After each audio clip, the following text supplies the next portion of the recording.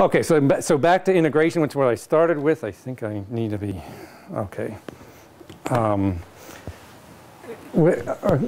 we're a bunch of academics, and what academics do, among other things, is invent terms and then change what those terms mean over time and not really tell anybody. Like direct marketing used to mean a type of channel of distribution with no intermediaries. What's called a zero-order channel.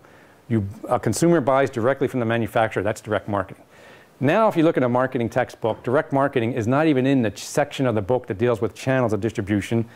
It's in the section of the book that's about marketing communications, and it says direct marketing is communicating to consumers through direct media. So, for example, retailers do direct marketing. In the old days, that would be unheard of because if you had a retailer, you can't do direct. Okay, so now it's completely shifted into being a type of media communications. So integrated marketing communications, what does that mean? It used to mean coordinating all the tactics. It doesn't mean that anymore. First of all, there's too many tactics, we can't coordinate them anymore. It's not really going to work.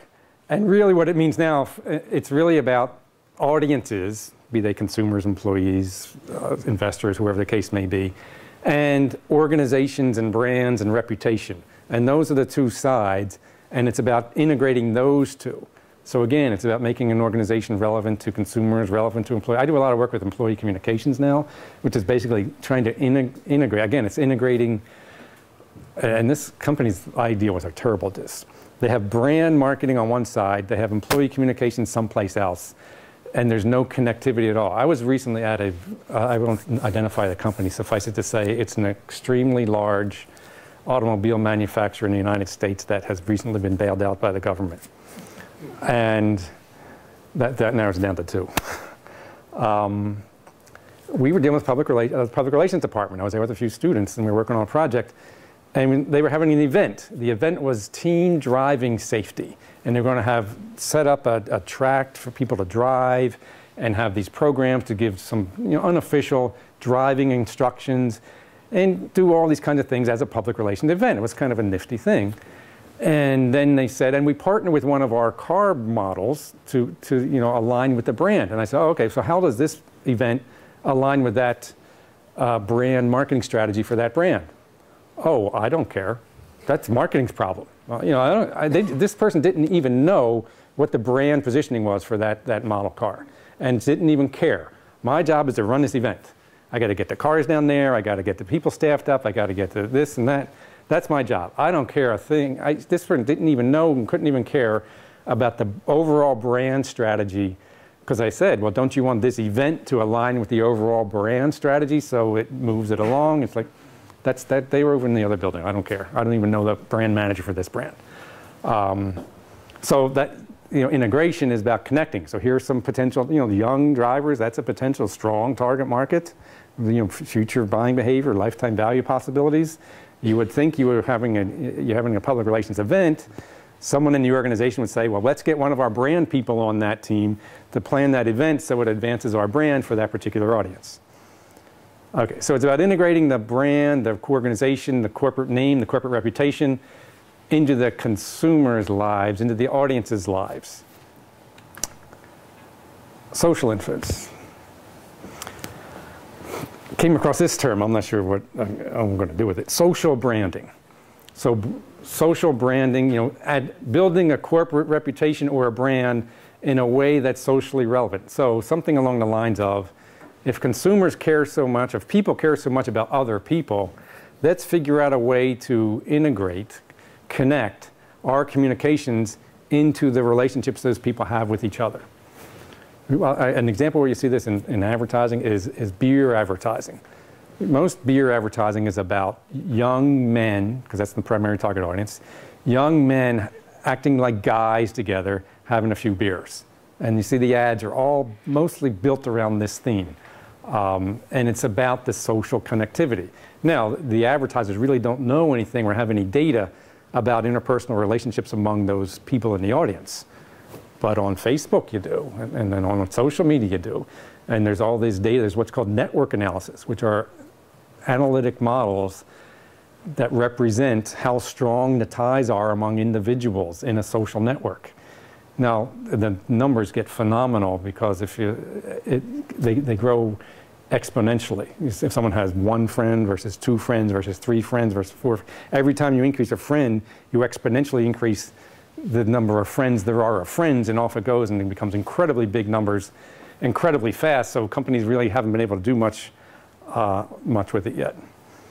One of the things we teach in our direct marketing part of the program is customer lifetime value. Well, that's treating the customer as an individual unit. What about the lifetime value of a group of people?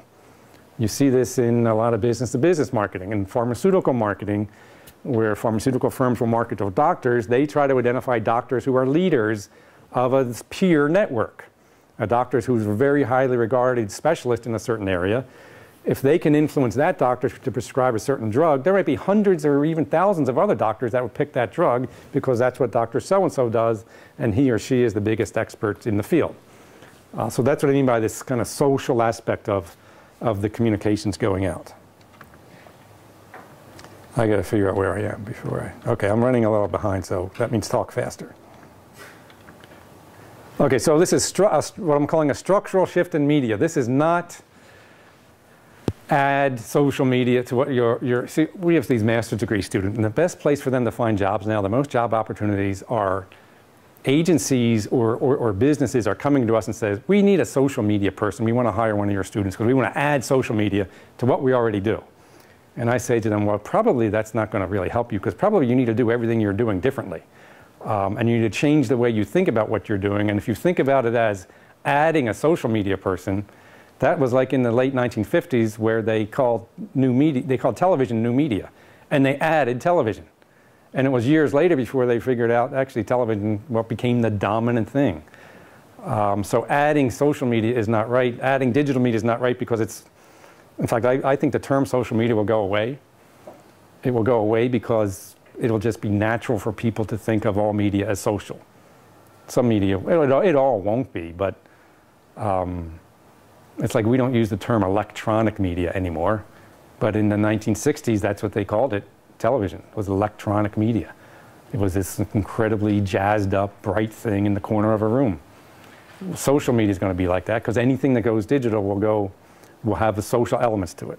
And anything that's not digital, I showed one way back there, will be tagged, a UPC code or a QR code so we can scan. So we can scan, you can do this now, you can scan with your phone things. Now you've just connected some physical thing that's not digital to the digital world. And you've taken all these properties. That's just an increase in marketing spending on digital and social. It's the part of the industry that's going up. It's where all the spending. I'm not worried about the numbers per se, just it's trending way up. I'm doing some work in financial services, digital marketing communications. And we're doing kind of a qualitative interviews with a lot of the leading banks and insurance companies about what they're doing digital. And they're growing 25 to 30% a year in digital spending. I mean, that's a lot. That's a huge, and you talk to them and they say, well, we're not spending enough money and we're not doing a very good job. And we don't know how to measure anything. Other than that, we're in pretty good shape. So let's hire one of your students to manage it for us. Mobile's a big one, and we'll see what what becomes of that. Obviously, there's all kinds of complexity because you have the set makers, you have the wireless network companies, you have the advertisers, you have all the app developers, you have all these different parties. So it's a very complex world. You go back to traditional public relations and advertising. We've got a pretty tightly figured out professional community, and we know how to do things. The problem is the world has changed and we have to change, and it's complicated because all these players are in this world.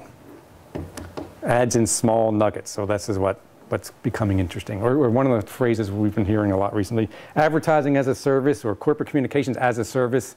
What do your communications do for people?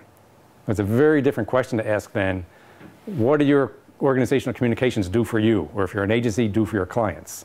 Well, what about your audience? What are your employee communications doing for your employees?